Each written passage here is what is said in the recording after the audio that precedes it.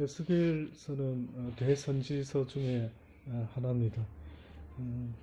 에스겔이라는 이 이름은요, 하나님께서 강하게 하실 자라고 하는 뜻입니다. 하나님께서 강하게 하실 자.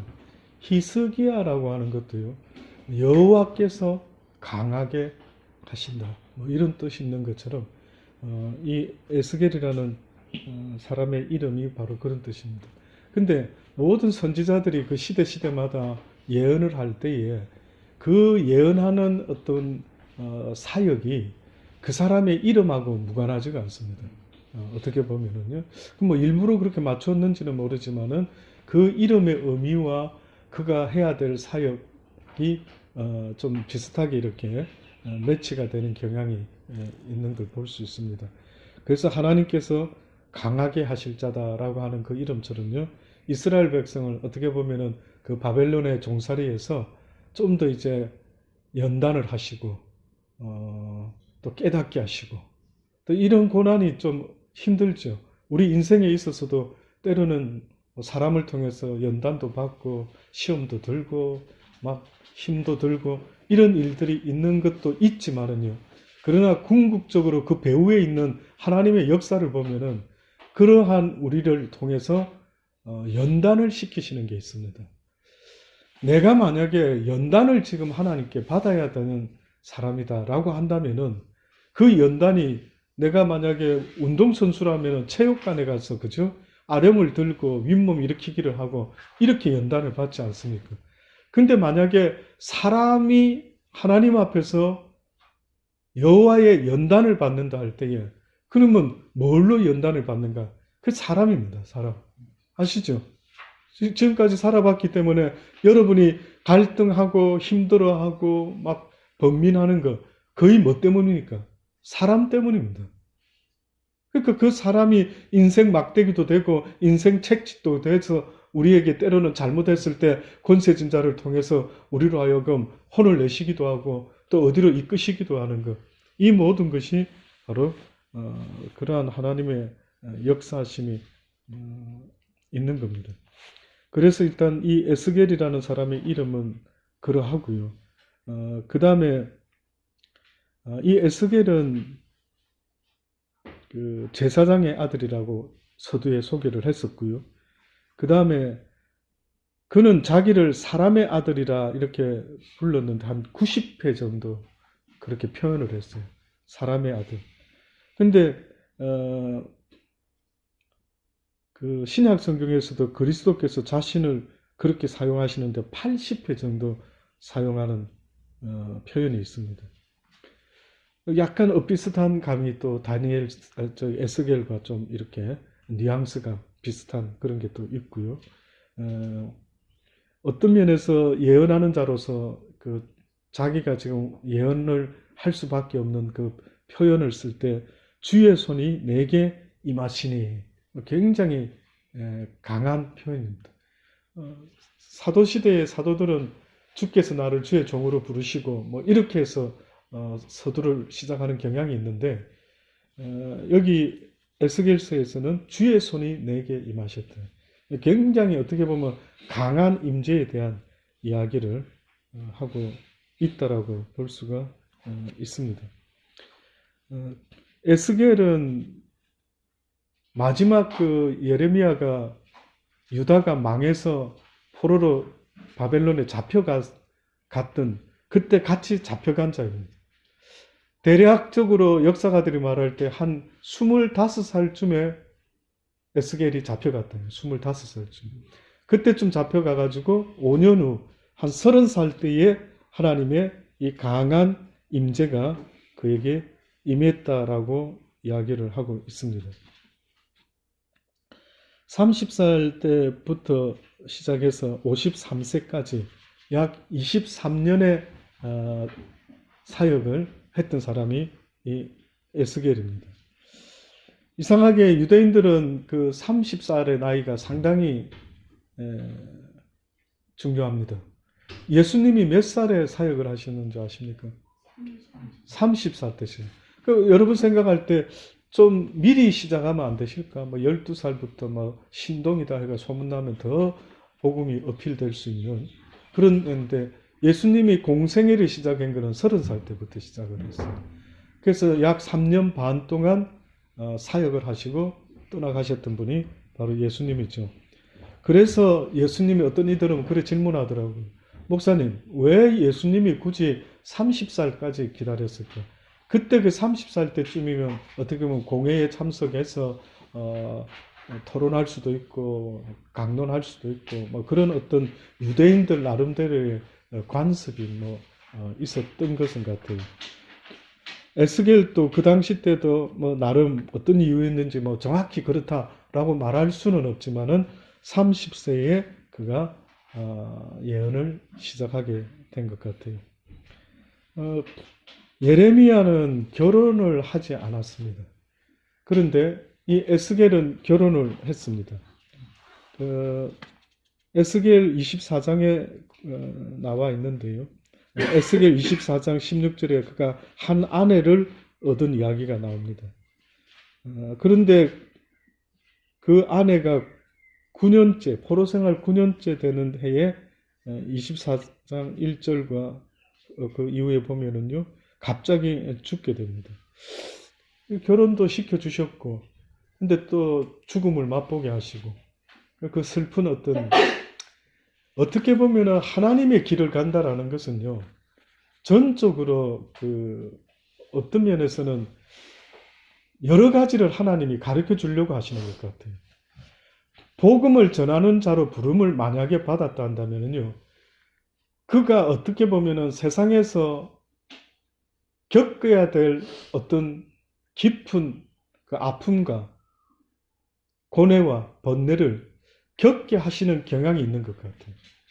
네가 아파보지 않으면 아픈 자를 어떻게 위로할 수 있으며, 네가 고난을 당해보지 않으면 어떻게 고난 당한 자를 위로할 수가 있겠느냐. 예수님도 가장 낮고 낮은 자리에 태어나셔서 많은 고난을 통해서 십자가를 지시고 하나님의 그 뜻을, 사랑을 완성했다라고 그렇게 말하지 않습니다. 그거 보면 우리는 그냥 주의 길 하면 오늘 이 시대에 설교 잘해서 막 존경받고 막 교회를 키워서 부흥을 해서 이렇게 하면 참 성공한 목회자의 모습처럼 이렇게 느껴질 줄 모르지만은요. 근데 실상은 한 영혼이라도 그들을 위로할 수 있는 그 마음을 하나님은 가르쳐 주기 위해서 그 택한 선지자들에게 희한하게도 만사형통이 아니라 고난이 늘 있습니다. 우리가 아는 바울 같은 사람도 얼마나 태장을 맞기도 하고 배가 난파되기도 하고 이런 어려운 가운데 뭔가 진주 같은 것을 꺼내어서 그걸 통해서 하나님의 복음을 전하는 그 일을 하나님께서는 연단시켜 나가는 걸 볼 수가 있습니다. 그래서 사실은 우리가 이 시대는 신학교 나와가 졸업하면 목사를 하고 복음을 전할 수 있다라고 보지만, 그러나 그때부터 복음이 전하는 일이 시작되는 게 아니라 어떻게 보면은 자기의 목회가, 자기의 연단이 시작된다라고도 볼 수가 있습니다.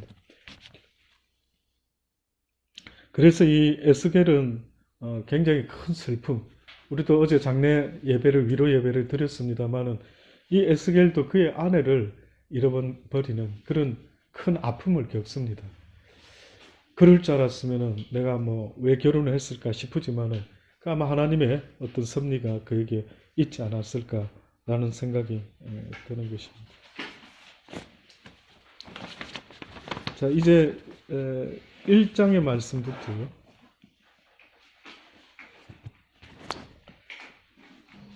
말씀을 봅니다.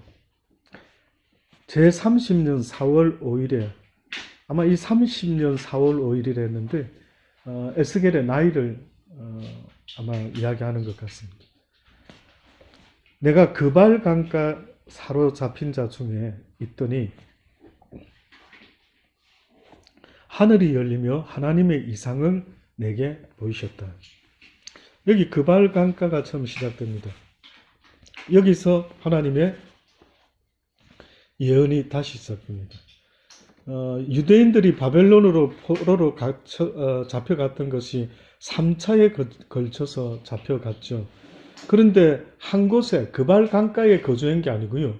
여러 군데 흩어져서 거하였는데 그 가운데 지금 그발 강가를 유독 지금 에스겔의 예언 사역의 시작으로 이야기를 하고 있습니다. 그발 강가라고 하는 건 유대인에게 있어서 이것이 과연 정말 그러할까 싶은데 몇 가지 유추해 볼 수 있는, 왜 하필이면 그발 강가일까 유추할 수 있는 게 있습니다. 사도행전 16장 13절에 보면은요, 바울 일행이 빌립보에서 안식일에 기도할 곳을 찾아서 강가로 간다라는 것을 말하는 부분이 있어요. 강가를. 기도할 곳을 찾아서 가는데 강가 쪽으로 갔대요. 왠지 정확히는 모릅니다. 혹시 강가가 물 마시기도 좋아서 그런지 아니면 세례받기도 좋아서 그런지 강가에 간다라는 이야기를 볼 수가 있어요. 그리고 시편 137편에 보면은 이 그발 강가의 그 곳에서 뭘 했는지를 구체적으로 나오는 내용이 있습니다. 그게 시편 137편에 나오는데 이런 이야기입니다. 우리가 바벨론의 여러 강변 거리에 앉아서 시온을 기억하며 울었도다. 그 중에 버드나무에, 여기 여러 강변 거기에 앉아서, 왜 그냥 다른데 산에도 앉아도 되고 무슨 바위에 앉아도 되는데 유독 강가를 그렇게 기도하러 찾았던 것 같아요. 그러니까 이들이 이제 포로로 잡혀갔을 때 그 마음에 이제 많은 생각을 하게 됐겠죠. 그러면서 어떻게 보면 드디어 하나님이 원하는 기도를 이제 하기 시작했던 것 같아요. 이제 모여서 기도하고 우리처럼 예배드리고 이런 시간을 아마 가졌던 것 같아요. 우리가 바벨론의 여러 강변 거기에 앉아서 시온을 기억하며 울었도다. 그 중에 버드나무에 우리가 우리의 수금을 걸었나니 이는 우리를 사로잡은 자가 거기서 우리에게 노래를 청하며 우리를 황폐하게 한 자가 기쁨을 청하고 자기들을 위하여 시온의 노래 중 하나를 노래하라 함이로다. 우리가 이방 땅에서 어찌 여호와의 노래를 부를까? 예루살렘아, 내가 너를 잊을진대 내 오른손이 그의 재주를 잊을지로다. 내가 예루살렘을 기억하지 아니하거나 내가 가장 즐거웠던 것보다 더 즐거워하지 아니할진대 내 혀가 내 입천장에 붙을지로다. 이렇게 이야기를 하고 있습니다. 어떻게 보면은 즐거이 여호와를 찬양하고 수금을 타고 비파를 불러야 되는데 혀는 완전히 가가지고 풍악을 한번 울려보아라. 뭐 이런 상황처럼 그런 애절한 그들의 처지를요 아마 이렇게 이야기를 하고 있는 거예요. 그러니까 아마 그런 힘든 가운데 이제 이런저런 것들을 보고 옛날 생각도 해보고 하나님께 또 기도도 하고 하는 이런 그들의 모습이 아마 시작되는 것 같아요. 그래서 그발 강가에서 사로잡힌 자 중에 있었는데 하늘이 열리며 하나님의 이상을 내게 보이시니 야긴 왕에 사로잡힌 지 5년 그달 오이리라. 그러니까 사로잡혀 간 지 한 5년 후쯤에 에스겔에게 이러한 일이 임했다라고 말합니다. 자, 그 다음에 이제 에스겔은 첫 번째로 예언의 그 사역이 무엇으로 시작이 되느냐 하면은 하늘의 이상을 보기 시작합니다. 꼭 어떻게 보면 이사야가 하나님 성전에서 엎드려 부르짖을 때에 그 이상을 보았던 것처럼요. 에스겔도 보면은 이상을 보게 됩니다. 그 이상을 보니까 어떤 이상을 보느냐면 여러분 쭉 읽었던 것처럼요. 어떤 그 북방에서부터 북풍과 큰 구름이 오는데 그 속에 불이 번쩍번쩍하고 사면에 그 불 가운데 단새 같은 것이 나타나고 내 생물의 형상이 나타나는데 그 모양이 이러하다. 각각 내 얼굴과 내 날개 있고 그 다리는 곱고 그 발바닥은 송아지 발바닥 같고 마가간 구리 같으며 쭉 그렇게 설명을 하고 있습니다.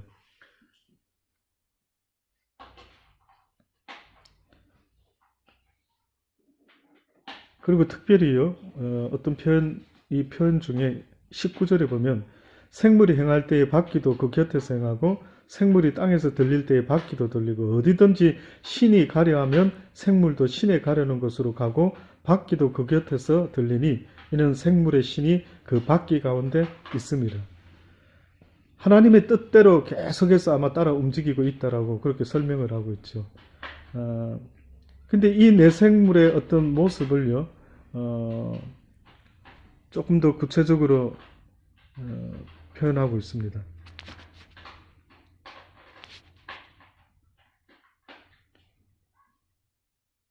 22절 그 생물의 머리 위에는 수정 같은 궁창의 형상이 펴 있고 보기에 심히 두려우며 그 궁창 밑에 생물들의 날개가 서로 향하여 펴 있는데 그 생물은 두 날개로 몸을 가리고 생물이 행할 때에 그 날개 소리를 들은 즉 많은 물소리와 같으며 전능자의 음성도 같으며 떠드는 소리 곧 군대의 소리와도 같다. 그 머리 위에 있는 궁창 위에서부터 음성이 나서 그 생물이 설 때 그 날개에 드리웠대. 그 형상 모양이 10절로 다시 한번 더 확인합니다. 그 형상을 이렇게 몇 가지로 비유로 하고 있죠. 이 형상, 이렇게 지금 역사하고 있는 형상을요. 그 10절에 보니까 이렇게 표현합니다. 그 얼굴들의 모양은 넷의 앞은 사람의 얼굴이고 넷의 우편은 사자의 얼굴이고 넷의 좌편은 소의 얼굴이고 넷의 뒤는 독수리의 얼굴이다. 그러니까 어떻게 보면은요, 지금 이 이상을 본 이 형상의 모습이 이 네 종류의 어떤 형상으로 지금 에스겔이 말하는데 첫 번째는 사람의 얼굴이라고 그랬어요. 그러니까 지금 피조물 중에 몇 가지를 대표로 드는데 사람은 어떻게 보면 모든 피조물의 대표적인 피조물이죠. 첫째는 그 내 얼굴의 첫 번째 모양이 사람의 얼굴이고 두 번째 얼굴은 사자. 짐승 가운데는 가장 용맹하다 할 수 있는 짐승이 사자죠. 그러니까 사자를 또 한 대표를 세웠고요. 그 다음에 넷의 좌표는 소의 얼굴이다. 소는 가축의 가장 대표적인 가축입니다. 그러니까 모든 가축 중에는 어떻게 보면 가장 대표적으로 소를 이야기를 한 것 같고, 그 다음에 마지막 넷은 독수리의 얼굴이다. 독수리는 맹금류 중에 어떻게 보면 나르는 새 중에는 가장 맹금류로서 아주 그 위상이 당당하죠. 그러니까 이 네 가지를 이야기를 하는데 어떻게 보면 이 네 가지는요, 하나님이 에스겔에게 말해주는 이 땅의 모든 피조물의 각 분야의 각 종류의 대표적인 인물을 다 언급한 거예요.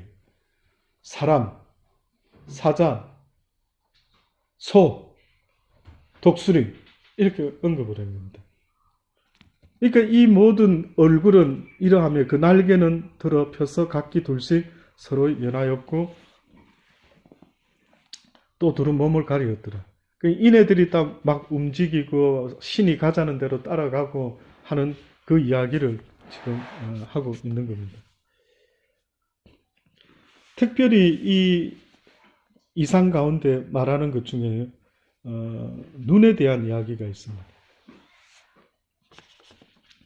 이 네 생물의 특징을요, 유대인들의 그 율법 해석에 보면은 유대인들은 이 네 짐승의 이 이상을 갖다가 어떻게 자기들은 율법 해석으로 말하고 있느냐 하면 이렇게 말합니다. 모든 생물들 중 가장 높은 존재는 인간이다. 새 중에는 독수리, 가축 중에는 소, 그리고 짐승 중에는 사자다. 이 모든 것들은 충성을 받았으며 위대함을 부여받았다. 그리고 그것들이 하나님의 보좌 아래 놓여 있다. 이렇게 이야기를 합니다.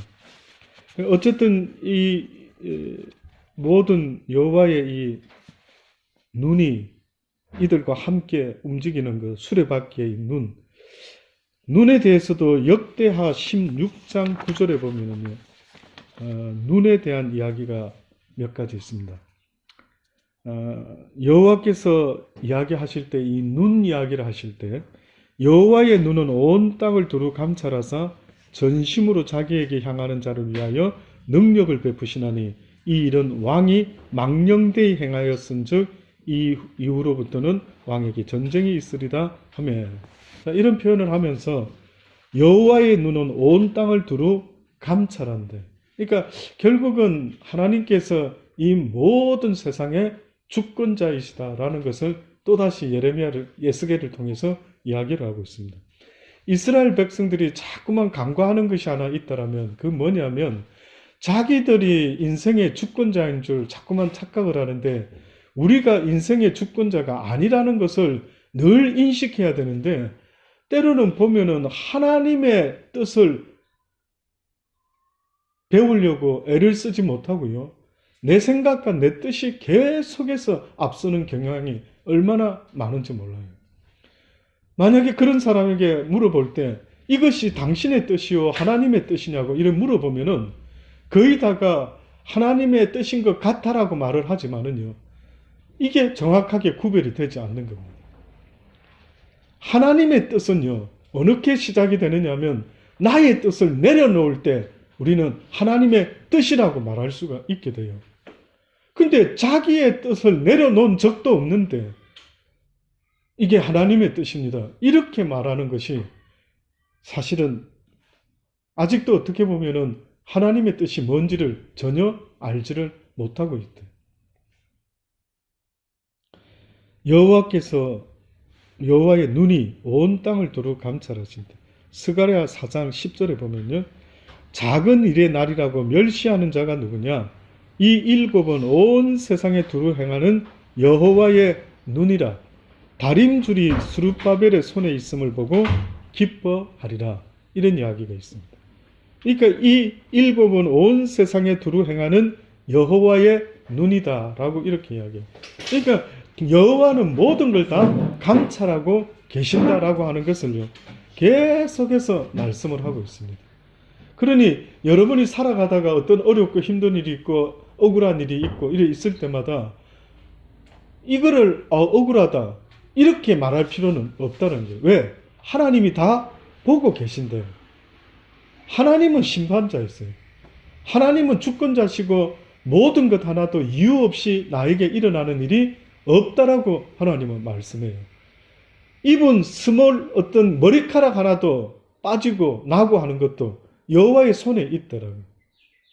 그러니 하나님께서 지금도 나에게 주시고 있는 여러 가지 어떤 고난이나 어려움과 힘듦은 이유 없는 것이 없다라는 거예요. 저는 여러분이 연단을 받을 줄 아는 사람들이 되길, 연단을 피하는 게 아니라 기꺼이 연단을 맞서서 감당할 수 있는 그런 힘과 능력을 하나님께 구하며 이겨낼 수 있는 그런 독수리 같은 용사 같은 믿음의 사람들이 되기를요, 하나님은 우리에게 강하게 원하고 계시죠. 근데 우리는 그 연단을 피해버리려고 할 때가 너무 많이 있다. 그래서 저도 지금까지 살아오면서요, 가만히 돌이켜보면은 많은 사람들을 통해서 하나님께서 연단을 시키신 것을 볼 때가 있습니다. 이것이 바로 어떻게 보면은 하나님의 주권에 기꺼이 순종하는 자의 모습이다. 우리가 말씀에 순종한다, 뭐 그런 것도 있을 수 있지만 더 중요한 것은 하나님의 주권에 순종한다. 그게 곧 말씀에 순종하는 모습이라는 것을 잊지 마셔야 됩니다. 그래서 저는 살면 살수록 늘 느끼는 거지만은 하나님께 내 삶을 맡기자. 그 맡기는 게 무슨 의미일까? 도대체 그 맡긴다라는 건 뭘까? 이제는 내 생각과 내 계획을 내려놓고 이제 하나님의 선하신 뜻과 계획을 나에게 주시옵소서라고 하는 것. 그 계획이 나에게 유익이 되고 유익이 되지 아니할지라도 주신 것에 순종하면서요, 나아가려고 하는 그 자세가 어떻게 보면 하나님의 뜻을 이루는 하나님의 종의 모습, 백성의 모습이 될 수가 있다. 저는 가끔 이런 생각도 해봅니다. 만약에 제가 주인인데 밑에 하인이 있어요. 그래서 돌쇠야 이리 오너라. 예, 주인어른 왔습니다. 여기 장작을 내일까지 저쪽 마당으로 다 옮겨놔라. 예, 알겠습니다, 주인어른. 열심히 옮겨놨어요. 근데 그 다음에 주인어른이 또 무슨 생각이 있어가지고요. 돌쇠야, 어제 옮겨놨던 장작더미를 오늘은 또 저쪽으로 어디로 옮겨놔라. 또 그렇게 명했어요. 예, 알겠습니다, 주인어른. 여러분이 주인 같으면 어떤 종이 마음에 들 것 같습니다. 그렇게 순종해주는 종이 있는 반면에 투덜투덜 하겠죠. 아니, 어제는 이리로 옮겨놨더니만 무슨 누구 놀리는 거야, 뭐야? 장난해? 이러면서 또 투덜투덜할 때. 그러면 여러분 생각해 보세요. 내가 순종을 배워 나간다라고 할 때에 그 순종이라는 것은 순종할 만한 것을 통해서 순종을 배우는 게 아닌 거예요. 내가 순종할 만한 것만 순종할 수 있다라고 한다면은 그것은 순종이라고 말할 수가 어떻게 보면은 없는 거죠. 하나님은 그런 걸 통해서 순종했다라고 만약에 저보고 100만 원을 주시면서 이걸로 너 쓰고 싶은 거 쓰라. 와우, 쓰지요. 순종했습니다. 과연 이거를 하나님 앞에서 순종이라는 단어를 쓸 수가 있을까? 그냥 보너스 정도, 그냥 뭐 축복 정도, 뭐 이렇게 표현을 할 수 있을지 몰라도 순종이라고 말하기는 심히 어렵더라고요. 그러니 여러분 보세요. 순종을 이야기할 때에는 도무지 순종할 수 없는 어떤 조건이 생길 때 그때 비로소 내가 순종을 할지 안 할지를 통해서 내가 하나님 앞에 쓰기에 좋은 통로가 되는지 안 되는지가 결정이 나는 거예요.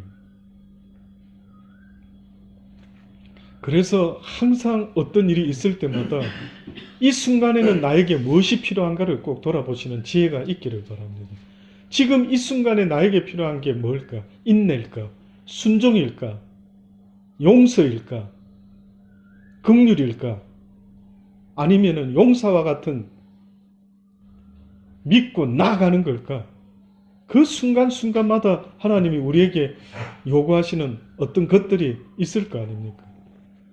그걸 잘 구별하시면은 어떻게 보면은 빠른 연단을 끝내고 하나님이 그를 통해서 하나님의 선한 뜻을 이루기에 조금도 부족함이 없도록 만들어 가시리라 믿어 의심치 않습니다. 그러니 어떤 면에서는 저는 이 생각을 해봤어요. 우리 예수님도 30에 시작해서 3년 반 공생애를 살지 않았습니까? 좀 더 길게 살았으면 좋겠다 싶어요. 근데 이상하게 짧게 주의 사도들도 다 짧게 순교를 당했습니다. 유일하게 오랫동안 늙어서 살았던 사람은 요한입니다. 요한 한 사람 빼고는 전부 다 중간에 다 단명을 했습니다. 왜 좀 길게 놔두시면 안 될까? 왜 그래 다 짧게 아쉽게, 왜 괜찮은 사람들은 왜 짧게 아쉽게 그렇게 떠나게 될까? 뭐 이런 생각이 들 정도예요. 근데 어떤 면에서는 저는 개인적으로 제가 깨달아 보니까요. 내 일생에 내가 60살까지 제대로 연단을 받아가지고 하나님 앞에서 제대로 쓰임을 받을 수 있는 시간이 60년 동안 연단 받았다가 1년 쓰임을 받았다 하더라도 그것은 가하다. 그것은 하나님의 선한 뜻이다. 만약에 보세요.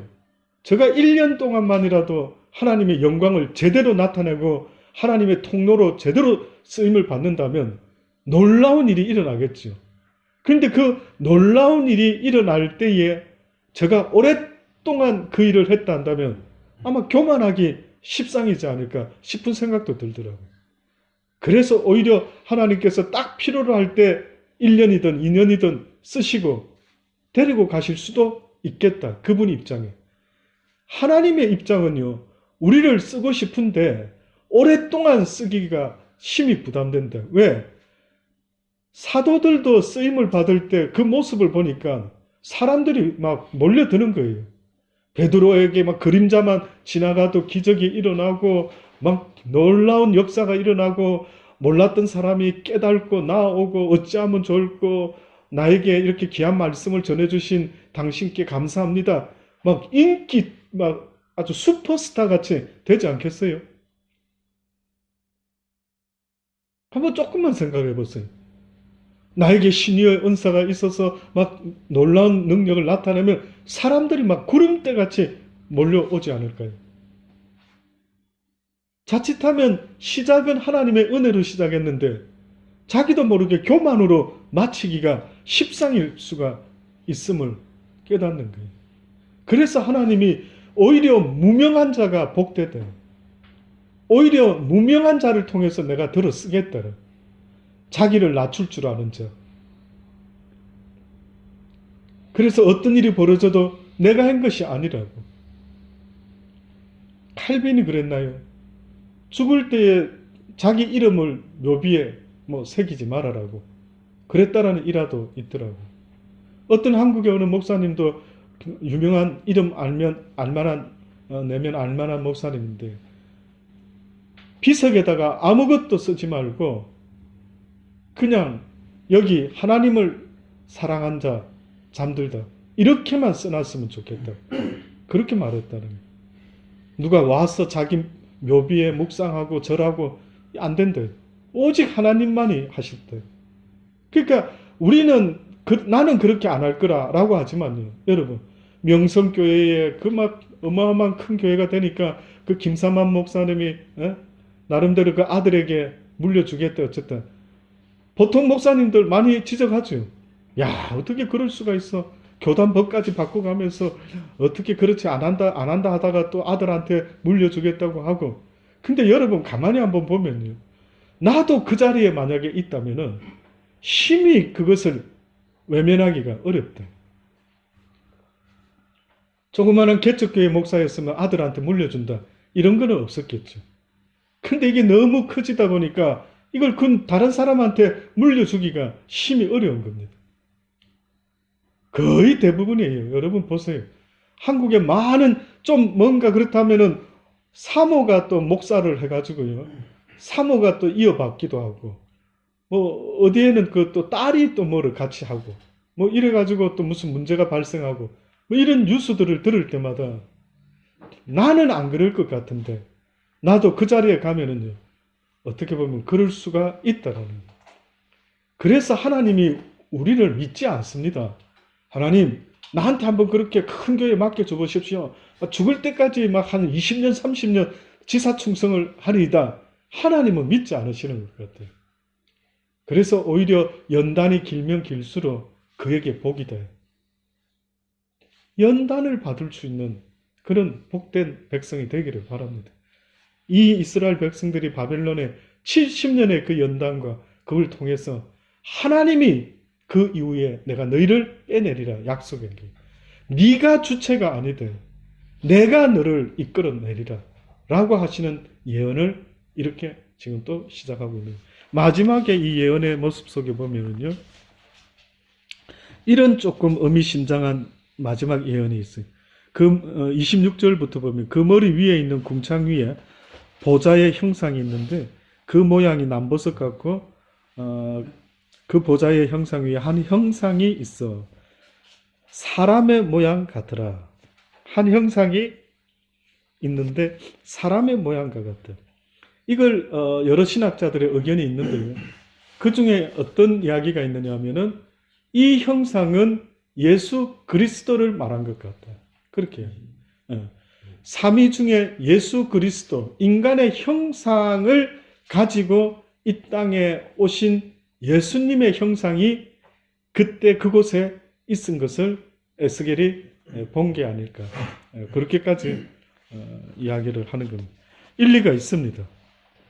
하나님은 어떻게 보면 형상이 없으시죠. 근데 예수님은 우리 인간을 위해서 형상을 가지고 이 땅에 오신 겁니다. 그 사명 광채의 모양은 비 오는 날 구름에 있는 무지개 같으니 이는 여호와의 영광의 형상의 모양이라.